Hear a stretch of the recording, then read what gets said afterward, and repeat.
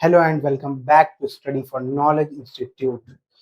ये वो बेहतरीन एजुकेशन की दुकान है जहां हम आपको सिखाते हैं, पढ़ाते हैं और बढ़ाते हैं आपका ज्ञान। आज हम लोग क्लास 8 का chapter number 2 power play start करने वाले हैं। पावर प्ले स्टार्ट करने वाले हैं। ये पावर प्ले वर्ड सुना सुना लग रहा है। जो क्रिकेट फैंस क्रिकेट को फॉलो करते हैं उन्हें ये काफी बार सुनने को मिला होगा। ठीक है, ठीक है भैया, कोई बात नहीं, हम इस पे आगे चर्चा करेंगे, इस पे आगे डिस्कशन होगा। अभी तो वीडियो स्टार्ट हुई है। क्लास रिक्वायरमेंट मैं हर वीडियो में बताता हूँ, यहाँ भी बताऊंगा कि क्लास करने के कुछ रिक्वायरमेंट्स है, आपको उन्हें फुलफिल करना होगा। ठीक है, पहला है स्मार्टफोन और लैपटॉप। आप जिस भी डिवाइस से ये लेक्चर देख रहे हैं वो आपके सामने होना चाहिए। इंटरनेट कनेक्शन होना चाहिए, एक बग फ्री इंटरनेट कनेक्शन होना चाहिए। नोटबुक एंड पेन बहुत ही ज्यादा जरूरी है। आप सिटिंग पोजीशन में होने चाहिए। खाते हुए, सोते हुए, लेटते हुए, खेलते हुए वीडियो नहीं देख रहे हो, ये आप ध्यान रखिएगा। आप सिटिंग पोजीशन में हो, पढ़ने की हालत में हो। ठीक है, और हेडफोन जो कि आपका ऑप्शनल है। अगर आपके पास हेडफोन है, ब्लूटूथ है, TWS है, कुछ भी है जिसे आप यूज कर सकते हैं तो आप प्लीज उसे यूज करें, वो आपकी कंसंट्रेशन को बहुत बूस्ट करता है। उसके बाद रेगुलर प्रैक्टिस बहुत जरूरी है, क्योंकि practice can makes a man perfect. ये मैं हर वीडियो में बोलता हूँ और अभी भी यहाँ बोलूंगा। और at the end, parents support. Parents का सपोर्ट होना उतना ही जरूरी है जितना बाकी के ये 5 चीज क्लास रिक्वायरमेंट के। ठीक है, चलिए अब हम लोग आगे बढ़ते हैं। हम लोग आगे बढ़ते हैं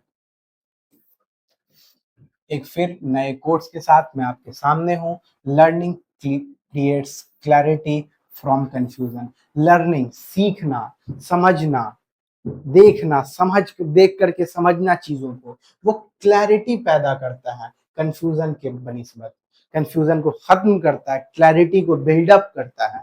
ठीक है, इसलिए लर्न कीजिए, सीखिए, समझिए। ठीक है, जो कि ये कोड डैनियल साहब ने लिखा है और हमारे स्टडी फॉर नॉलेज इंस्टीट्यूट की तरफ से एक वार्म वेलकम है। May we have fun and productive learning sessions ahead. Welcome to study for knowledge institute. ठीक है, वार्म वेलकम करता है स्टडी फॉर नॉलेज इंस्टीट्यूट आपका। आगे बढ़ते हैं। भैया फिर से क्वेश्चन, भैया फिर से क्वेश्चन। पिछले लेक्चर में चैप्टर 1 में हम लोग क्वेश्चन करते करते थक चुके हैं। भैया आपको क्वेश्चन करना होगा। हम लोग क्वेश्चंस के थ्रू ही अपने डाउट्स को, अपने प्रॉब्लम्स को क्लियर करते हैं। ठीक है, वहीं से हम लोग अपना बेस रखते हैं उस चैप्टर का। ठीक है, वेट अ मिनट, मैंने कोई गलत PDF तो नहीं लगा दिया।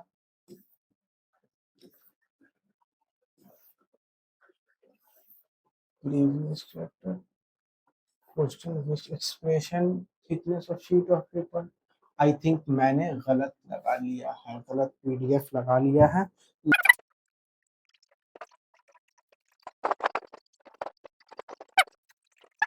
नहीं, PDF मैंने सही लगाया। असल में दोनों PDF तो मैंने ही बनाए हैं, तो मुझे ऐसा लगा वो हो गया है। कोई बात नहीं, कोई बहुत बड़ी बात नहीं है। चलिए एक क्वेश्चन देखते हैं, उसके बाद हम लोग समझेंगे। ठीक है, पहला क्वेश्चन क्या है? Take a sheet of paper as large a sheet as you can find. Take a sheet of paper, एक पेपर की एक शीट लो। As large as sheet as you can, जितना बड़ा पेपर का शीट तुम ले सकते हो, तुम्हें मिला वो तुम लो। Fold it once, fold it again and again. सही हो जाओ। ठीक है, again, how many times can you fold it over and over. ये रहा।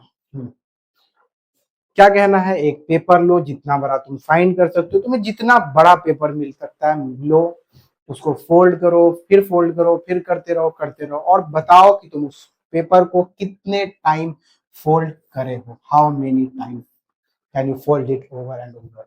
ठीक है, ठीक है, ये एक एक्सपेरिमेंट है, आप उसे करके देखिएगा। मैं यहाँ पे करवा सकता हूँ, लेकिन कोई बहुत नई चीज नहीं है कि मैं यहाँ पे करवाऊं, टाइम वेस्ट नहीं। आप खुद से करिएगा, नहीं करिएगा आपको मालूम होगा, ऐसी चीजें आप करके देख चुके होंगे, कोई बहुत बड़ी बात नहीं है। ठीक है, हम लोग आगे बढ़ते हैं, हम लोग आगे बढ़ते हैं। अब एक फन फैक्ट, अब एक फन फैक्ट, क्या है भैया वो फन फैक्ट? पहला fun fact, a sheet of paper can't be folded more than 7 times।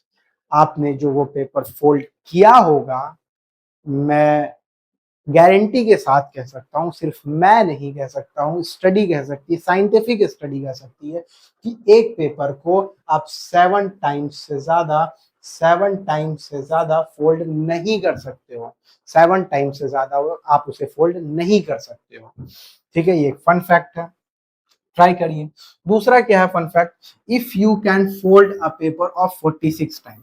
चलिए मान लिया कि आपके पास कोई बहुत बड़ी टेक्नोलॉजी है, आपने उस पेपर को फोल्ड किया, फोल्ड किया, फोल्ड किया, फोल्ड किया, करते करते जब आपने उस पेपर को 46 टाइम्स फोल्ड कर दिया, it will be so thick, वो इतना थिक हो जाएगा that it can reach the moon, वो चांद तक पहुंच जाएगा।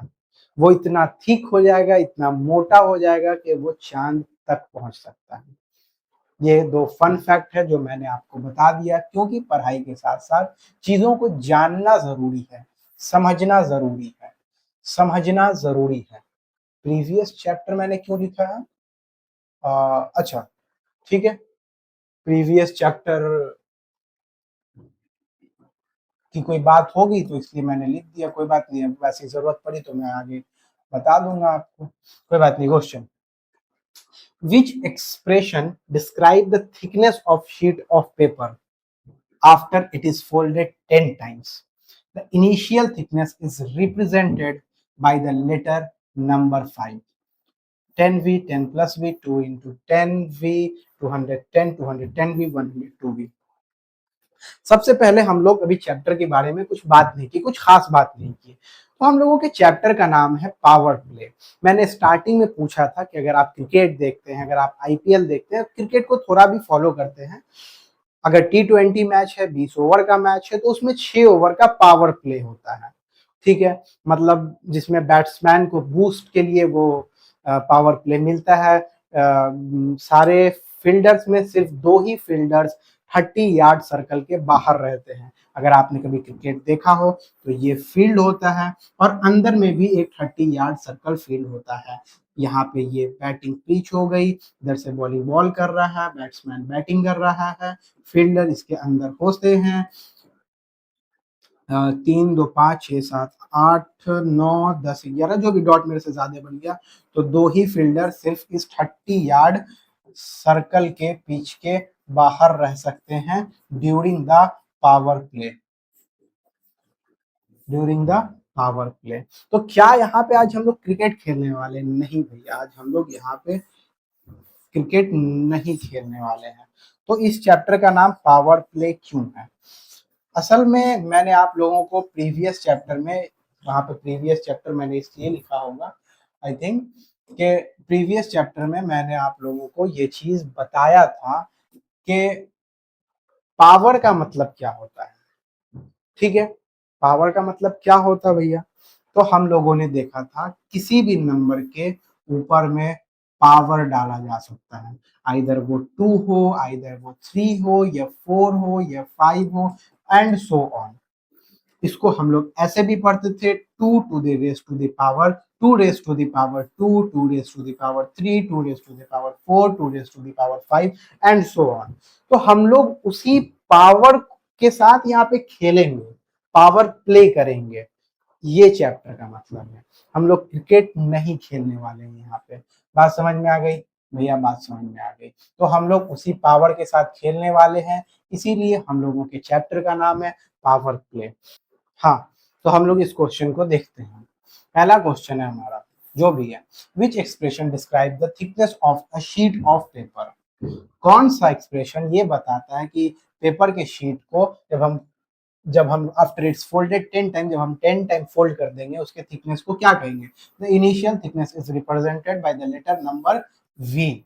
वी नंबर से रिप्रेजेंट किया। बहुत सिंपल सा क्वेश्चन है कि एक पेपर है वी, उसको हम लोग 10 टाइम्स फोल्ड कर दिए, और जब हम 10 टाइम्स फोल्ड कर रहे हैं तो वो पहले से डबल हो रहा है, मतलब मल्टीप्लाई बाय 2 हो रहा है। 2 कर दिए और कुछ किए नहीं, और कुछ तो नहीं किए, तो एक्सप्रेशन क्या होगा? तो v इंटू 10 इंटू 20 या फिर 2 इंटू 10 इंटू वी, कहीं पे है 2 into 10 into V, 2 into 10 into V यहाँ है और कहीं नहीं है। तो यही आपका आंसर हो गया, यही आपका सॉल्यूशन हो गया। बहुत ही इजी क्वेश्चन था, कोई बहुत बड़ी सोचने वाली बात भी नहीं थी इसमें, कुछ उतना दिमाग लगाना ही नहीं था, बिल्कुल आसानी से सॉल्व करना था। आगे बढ़ते हैं। Express the number 32400 as a product of its prime factor and represent the prime factor in their exponential form. Okay. क्या कहा जा रहा है? Express the number 32400 as a product of its prime factor. Prime factor निकालिए and represent the prime factor in exponential form. Exponential form में उसको represent कीजिए। हाँ, तो सबसे पहले हम लोग 32400 का प्राइम फैक्टर करेंगे। 216 200, ओके ओके भैया। 2 8 जा 16, 2 1 8 100, 2 4 जा 8 0 5 0, 2 20 25, ठीक है। अब 2 से नहीं, अब हम लोग 5 से कर देते हैं। 5 4 जा 25, 5405, 5 से दोबारा करते हैं, 5 8 जा 40, 5 1 जा 5। अब हम लोग 3 से कर सकते हैं।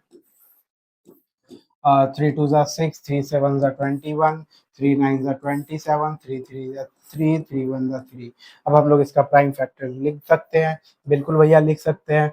तो क्या 1 2 3 4, 4 times 2, 2 into 2 into 2 into 2 into 1 2, 2 times 5, 2 times 5, and then 3 into 3 into 3 into 3। तो अब हम लोग इसको, हम लोगों को कैसे लिखना है? हम लोगों को इसको एक्सपोनेंशियल फॉर्म में लिखना है। एक्सपोनेंशियल फॉर्म में 2 to the power 4 into 5 to the power 2 into 3 to the power 4। ये हो गया हमारा एक्सपोनेंशियल फॉर्म। इस तरीके से इस क्वेश्चन को सॉल्व करेंगे। इतनी बात समझ में आ गई होगी, आई होप आप लोगों को। अब हम लोग आगे बढ़ते हैं, इस क्वेश्चन से आगे बढ़ते हैं। What is the -1 to the power 5? Is it positive or negative? What about -1 to the power 56? बहुत ही अच्छा क्वेश्चन है जिससे हम लोगों का एक बेसिक कॉन्सेप्ट क्लियर होने वाला है। ठीक है, ठीक है। क्वेश्चन क्या है कि -1 टू द पावर 5 पॉजिटिव होगा या नेगेटिव होगा? -1 टू द पावर 5 पॉजिटिव होगा या नेगेटिव होगा? एक बात मैं आप लोगों को बता दूं, पहले हम लोग वो बात कॉन्सेप्ट क्लियर करते हैं। कोई भी नंबर है, स्टार्ट करते हैं किसी भी नंबर से, 2859, कुछ भी 9 289 289। इसका जब भी हम लोग, ये पॉजिटिव नंबर है सबसे पहली बात, इसका हम लोग पावर कुछ भी कर दे, कुछ भी कर दे, 48 कर दे, 489, कुछ भी अगर हम लोग जो पावर करेंगे तो इसका आंसर जो भी वॉट एवर आएगा वो प्लस में आएगा। इतनी बात क्लियर होनी चाहिए, इतनी बात क्लियर होनी चाहिए। ठीक है भैया, ये बात तो हम लोग समझ गए, ये बात तो हम लोग समझ गए। तो अब हम लोगों को क्या करना है? और एक और बात, कोई भी कितना भी बड़ा नंबर है, 2 4 6 8, अगर वो नेगेटिव में है, अगर वो नेगेटिव में है तो क्या नेगेटिव आ जाएगा? नहीं। तो हम लोगों को इस नंबर से कोई फर्क नहीं पड़ता है, तो हम लोगों को इस नंबर से कोई फर्क नहीं पड़ता है। हम लोगों को उसका पावर चेक करना है।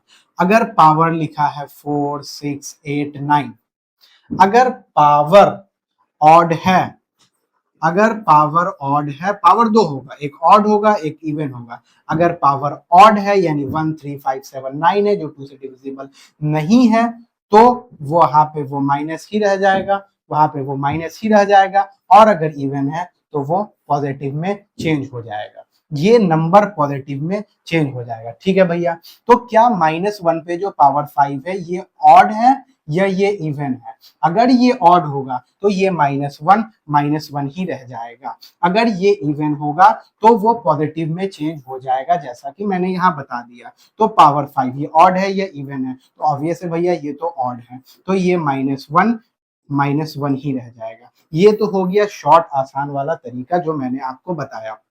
अब क्या कर सकते हैं, एक बार चेक कर लेते हैं क्या मैं सही बता रहा हूं कि गलत बता रहा हूं। तो एक बार चेक कर लेते हैं, -1 इंटू -1 इंटू -1 इंटू -1 इंटू -1। हाँ ठीक है, माइनस माइनस प्लस होता है मल्टीप्लाई में, तो -1 इंटू -1 ये +1 हो गया, -1 इंटू -1 ये +1 हो गया, इंटू -1 अभी भी रह गया।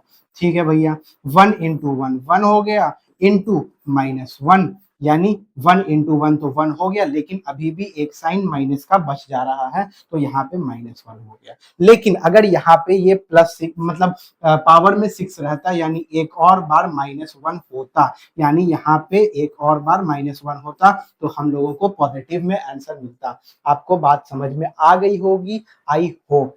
अब हम लोग आगे बढ़ते हैं। तो अब हम लोग इस क्वेश्चन को देखेंगे, वेरीफाई करने बोल रहा है कि -2⁴ 16 होगा कि नहीं होगा। अभी एग्जैक्टली यही चीज मैंने आपको बताया है, एग्जैक्ट यही चीज मैंने आपको बताया है। सबसे पहला काम, हम इस माइनस को इग्नोर कर देते हैं, हम इस माइनस को इग्नोर कर देते हैं। ठीक है, अब क्या बच रहा है हमारे पास, नॉर्मल हमारे पास 2⁴ बच रहा है। ऑब्वियस है, ठीक है भैया बच रहा है। सबसे पहला काम हम लोग ये कर लेते हैं, इस माइनस को ही सल्टा लेते हैं। -2 है, पावर 4 है, ऑड है या इवन है, भैया इवन है, यानी जो भी आंसर आएगा, वॉट एवर जो भी आंसर आएगा वो पॉजिटिव में आएगा। इतना बात क्लियर है, नेगेटिव नहीं आ सकता, इतना बात क्लियर है। अब 2⁴ क्या होता है भैया, 16 होता है। बात हो गया वेरीफाई, बस इतना ही सा वेरीफाई करना था, कोई बड़ी बात नहीं था, बस इतना ही सा क्वेश्चन था। आगे बढ़ते हैं, और कॉन्सेप्ट हम लोगों ने सीख लिया। एक और नया कॉन्सेप्ट सीखेंगे, 37 can also be written as 3⁻7। 3⁻7 can also be written as 3⁻2 into 3⁻5. Can you reason out why? Can you reason out why? क्या मैं ऐसा लिख सकता हूं? इससे पहले मैं आप लोगों को एक चीज दिखा देता हूं। ये दिखा नहीं देता हूं, ये बेसिकली मैं बता देता हूं। ये एक्सपोनेंट एंड पावर हम लोग आज से पहले देखते समझते पढ़ते आ रहे थे, और यहाँ वो पावर प्ले के नाम से बदल गया, और कुछ नहीं है। इस पावर प्ले का, इस एक्सपोनेंट एंड पावर का कुछ रूल्स होते हैं, कुछ रूल्स होते हैं, वो मैं पहले क्लियर करूंगा, तब जाकर के प्रीवियस वाला क्वेश्चन पता चलेगा कि भाई लिख सकते हैं या नहीं लिख सकते हैं। ठीक है सर, ठीक है, आइए। कुछ ये जितने हैं ये हमारे लॉज हैं, ये हमारे लॉज हैं, और मैं एक एक एग्जांपल आपको यहाँ पे बता दूंगा। ठीक है भैया, ये एन ए बी ये कहाँ से आ गया, ये इसके मैं बहुत खिलाफ रहता हूँ। ठीक है, कि भाई इसमें एन भी ए भी ये सब नहीं होना चाहिए, लेकिन मैं आपको एग्जाम्पल डायरेक्ट दूंगा, तो आप समझ सकते हो, बिल्कुल आसान, लेकिन इसको आप याद रखोगे ना, बहुत आसानी होगा। कहीं कहीं पे जहां पे एसेंशियल है, जहां जरूरी है, जहां नीड है उस चीज की, वहां पे लाना उसे बहुत जरूरी है। ठीक है, ठीक है भैया, आइए तो पढ़ लेते हैं। अरे सॉरी, सेव हो गया, चलिए कोई बात नहीं। एन जो है, पहली बात, एक और बात गौर करेंगे हम लोग, 2⁻ कुछ भी रहता है, कुछ भी एनीथिंग, इसको हम लोग बेस बोलते हैं। जो नीचे है वो बेस है, जो ऊपर है वो पावर है। इतना बात आप लोगों को ध्यान में रखना है। 4⁻6 है, इसको भी भैया, हाँ इसमें 4 बेस है, 6 पावर है। इतना बात क्लियर है, क्लियर है, इतना बात क्लियर रखेंगे, गौर से सुनेंगे।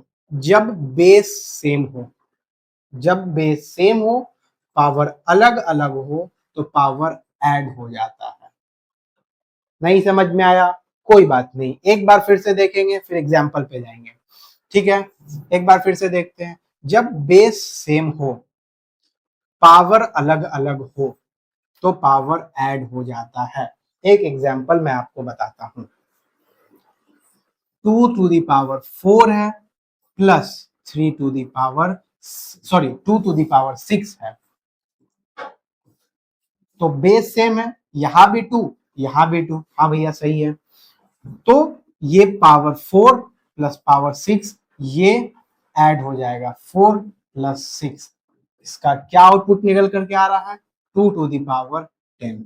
ये बात आप लोगों को आई होप समझ में आया, कोई बहुत बड़ी बात नहीं, आसानी से समझ में आया होगा। ठीक है भैया आगे बढ़ते हैं। बेस सेम हो,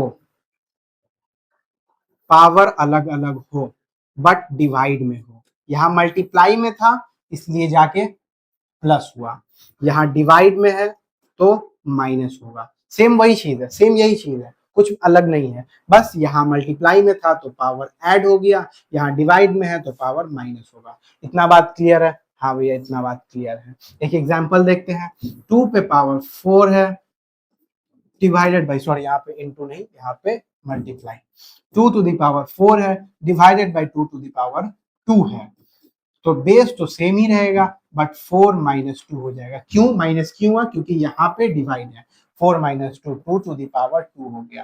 बात समझ में आ गई? आई होप बात समझ में आ गई। कोई बेस है, एक पावर है, दूसरा पावर मल्टीप्लाई में है, ब्रैकेट लगा हुआ है मीन्स मल्टीप्लाई में है, तो बेस के ऊपर जितने भी पावर हैं वो आपस में मल्टीप्लाई हो जाएंगे। बात समझ में आया? नहीं समझ में आया? एक बार फिर से देखते हैं, एक बार फिर से देखते हैं। किसी भी बेस के ऊपर दो पावर है वो दोनों आपस में मल्टीप्लाई में है, तो बेस के ऊपर जो पावर होगा वो आपस में मल्टीप्लाई हो जाएगा। बहुत सिंपल। एक एग्जांपल देख लेते हैं, 2 टू द पावर 2 है और ब्रैकेट में उसके ऊपर पावर 6 हो गया, तो आउटपुट क्या निकल करके आएगा 2 to the power 2 into 6, it means 2 to the power 12। बात समझ में आई? आई होप बात समझ में आ गई। दो बेस हैं, अलग अलग बेस हैं, पावर एक ही है। फिर से एक बार, दो अलग अलग बेस है, पावर एक ही है, तो बेस के ऊपर वो पावर डिवाइड हो जाएगा, वो पावर दोनों पे आएगा, ये इस पे भी आएगा ये इस पे भी आएगा। एक एग्जांपल देख लेते हैं, 2 इंटू 4 पे पावर 6 है, ये आपस में मल्टीप्लाई में है, ऑब्वियस है वो दिख रहा है। 2 इंटू 4 पे पावर 6 है, तो ये 6 2 पे भी आएगा और इंटू ये पावर 4 पे भी आएगा। बात समझ में आई? आई होप बात समझ में आई। नेक्स्ट लॉ देखते हैं, दो पावर है वो डिवाइड में है, सॉरी दो बेस है, सॉरी माय मिस्टेक, दो बेस है वो डिवाइड में है, एक पावर है तो वो पावर दोनों पे डिवाइड हो जाएगा, वो दोनों पे जाएगा डिवाइड हो जाएगा। ठीक है, एक एग्जांपल देख लेते हैं, सेम यही चीज है, बस यहाँ मल्टीप्लाई में था, यहाँ डिवाइड हो जाएगा। 4 डिवाइडेड बाई 2 है, पावर 6 है, तो ये 4 पे भी चला जाएगा, divided by 2 to the power 6 भी हो जाएगा। बात समझ में आ गई? आ गई भैया।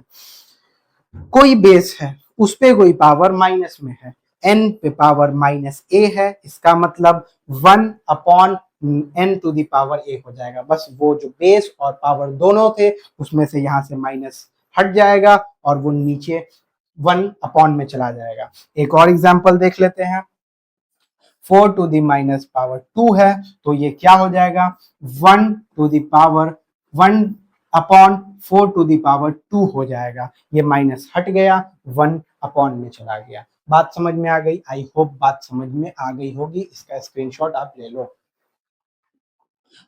और अब हम लोग प्रीवियस क्वेश्चन पे जाते हैं, तो हम लोगों को ये क्वेश्चन समझ में आ जाएगा कि भैया 3 टू द पावर 7 है, सॉरी 3 टू द पावर 7 है, इसको हम लोग 3 टू द पावर 2 और 3 टू द पावर 5 लिख सकते हैं या नहीं लिख सकते? अभी मैंने आपको फर्स्ट लॉ पढ़ाया था कि अगर 3 टू द पावर 2 है इनटू में इंटू 3 टू द पावर 5 है, तो ये दोनों बेस सेम रह जाएगा, पावर 2 प्लस 5 7 हो जाएगा। तो क्या हम लोग ये बोल सकते हैं कि 3 टू द पावर 7 आपस में डिवाइड होकर के 3 टू द पावर 2 और 3 टू द पावर 5 हो सकता है? हाँ भैया हो सकता है, 3 to the power 2 into 3 to the power 5 हो गया। तो can you reason out why, आपको रीजन मिल चुका है। और can also be written as ये, तो yes it's written as this. बात समझ में आ गई, क्वेश्चन सॉल्व हो गया, आगे बढ़ते हैं। Next question, is 2 to the power 10 also equal to 2 to the power 5 पे पावर 2। ये क्वेश्चन मैं सॉल्व नहीं कर रहा हूँ, क्योंकि अभी जो मैंने आपको लॉ और एग्जाम्पल दिए थे उसमें ऐसे सेम क्वेश्चन मैंने बताया था, सेम एग्जाम्पल मैंने आपको बताया था। ये आपका होमवर्क है, इसको आपको होमवर्क में करना है और कमेंट में आंसर दे देना है। हम लोग आगे की तरफ बढ़ते हैं, आगे बढ़ते हैं, ठीक है। Write the following expression as a power of power in at least 2 different ways. ये कुछ क्वेश्चंस दिए गए हैं, ये कुछ क्वेश्चंस दिए गए हैं, इसमें से एक तो मैं आपको बता दूंगा, बाकी के 3 को आपको HW में करने हैं और कमेंट में आंसर भी बताना है, ठीक है। कहा जा रहा है कि, फिर से पढ़ते हैं, write the following expression as a power of power in at least 2 different ways. मतलब इस 8 to the power 6 को 2 बार पावर करके लिखना है। बहुत इजी है, 8 to the power 6 को हम लोग बहुत तरीके से लिख सकते हैं। क्या लिख सकते हैं? 8 to the power 2 to the power 3 लिख सकते हैं, बिल्कुल भैया लिख सकते हैं। 8 to the power 3 to power 2 भी लिख सकते हैं, बिल्कुल लिख सकते हैं। और कुछ लिख सकते हैं, है भैया, और कुछ तो लिख सकते हैं। 8 पे पावर 1 इंटू 8 6 हो जाएगा, 8 to the power 6 इंटू 1 हो जाएगा। लेकिन ऐसा नहीं लिखना है, ऐसा नहीं लिखना है। अगर यहाँ पे 8 पे पावर 1 है तो ये डायरेक्ट 6 ही लिखा जाएगा, और अगर 8 to the power 6 है तो यहाँ 1 नहीं लिखा जाएगा, इसलिए ये नहीं लिखा जाएगा। इसको सिर्फ इस तरीके से 2 अलग अलग फॉर्म में लिखा जाएगा। बात समझ में आ गई, क्वेश्चन क्लियर है। एक और कॉन्सेप्ट हम लोगों का यहाँ पे क्लियर हो गया। बात समझ में आ गई, बात समझ में आ गई, आगे बढ़ते हैं, ठीक है भैया। Simplify 10 to the power 4 divided by 5 to the power 4 and right it in exponential form. अभी हम लोगों ने लॉ में ये चीज देखा था कि 10 to the power 4 divided by 5 to the power 4 है, यानी पावर सेम है, बेस अलग अलग है, तो बेस माइनस हो जाएंगे। 10 to the power 4 divided by 5 to the power 4, 2 to the power 4, ये आंसर हो जाएगा। आगे बढ़ते हैं हम लोग। What is 2 to the power 0? ये क्वेश्चन मैं नहीं बताऊंगा, इसको आप लोगों को होमवर्क में करके आना है। इसके पीछे एक बहुत अच्छा पूरा कॉन्सेप्ट है, वो आप लोग खुद से रिसर्च कीजिए, खुद से पढ़िए, खुद से समझिए, तब आप लोगों को समझ में आएगा। फिर अगले वीडियो में मैं कभी होगा तो बता दूंगा, लेकिन हर कुछ मैं बता दूंगा तो आपका यहाँ आने का क्या फायदा।